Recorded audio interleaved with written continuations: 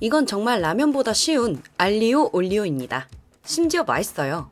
하루 종일 일하고 돌아와서 밥 해먹기 너무 귀찮은데 배달은 부담되고 맛없는 음식으로 보상받기는 싫으시죠? 주부들도 집안일 하다 보면 벌써 저녁 준비할 시간인데 냉장고만 괜히 열었다 닫았다 하면서 오늘은 또 뭘 해야 될지 고민이 많잖아요. 그러다 발견한 게 이 레시피였어요. 바로 원팬 파스타. 그런데 에어프라이어를 곁들인. 몇 도에 몇 분 돌려야 하는지 정확하게 알려드릴게요. 뭐 먹고 싶어? 라고 물어볼 때 맨날 아무거나 라고 대답하는 가족들 입에 맨밥이랑 김치 말고 이거 넣어보세요. 진짜 사랑받습니다. 먼저 에어프라이어 전용 틀에 파스타면을 넣어주세요. 최근에 제 영상에 이런 댓글을 봤는데요. 설탕으로 연육작용 필요 없다. 당뇨 지름길 피하자. 맞아요.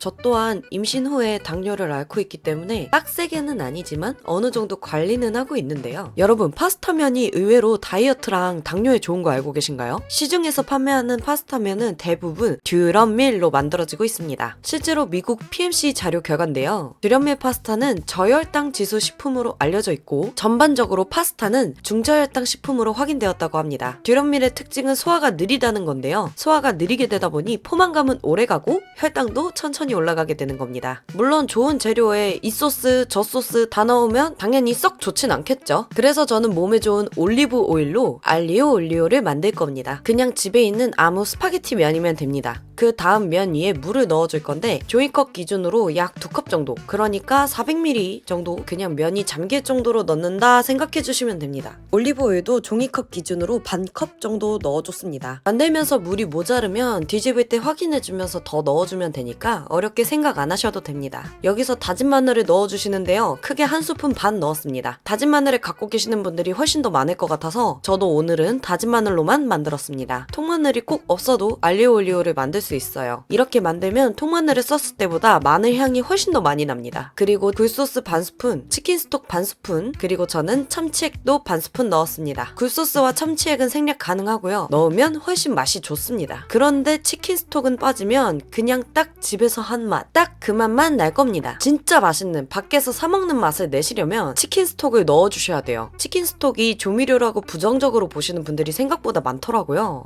가끔 다른 셰프님들 요리 영상을 보면 MSG 쓰면서 무슨 요리사냐고 하는 댓글도 종종 보이는데요. 정말 당황스럽더라고요. 여러분, 조미료도 식품입니다. MSG가 괜히 나쁜 이미지로 오해를 받고 있는데요. 세계보건기구나 식약처에서도 MSG는 섭취 허용량을 따로 정하지 않아요. 아, 이거 몸에 안 좋으니까 하루에 한 스푼만 드세요. 이런 걸 정해놓지 않았다고요. 그 말은 즉슨 그만큼 안전한 식품이라는 거죠. 대표적인 예시로 MSG 대명사인 미원의 성분표를 보면 주성분인 글루탐산 나트륨이 무려 97.3%라고 적혀 있어요. 이 글루탐산은 뭐냐? 우리가 우유, 치즈, 고기 같은 음식에서 이미 자연스럽게 섭취하고 있는 성분이에요.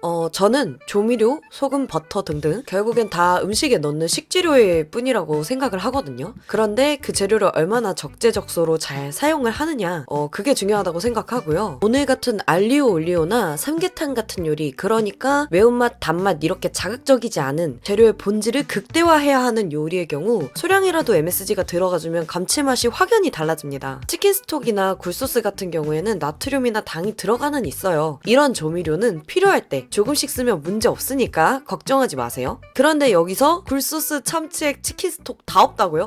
맛소금은 있으시죠?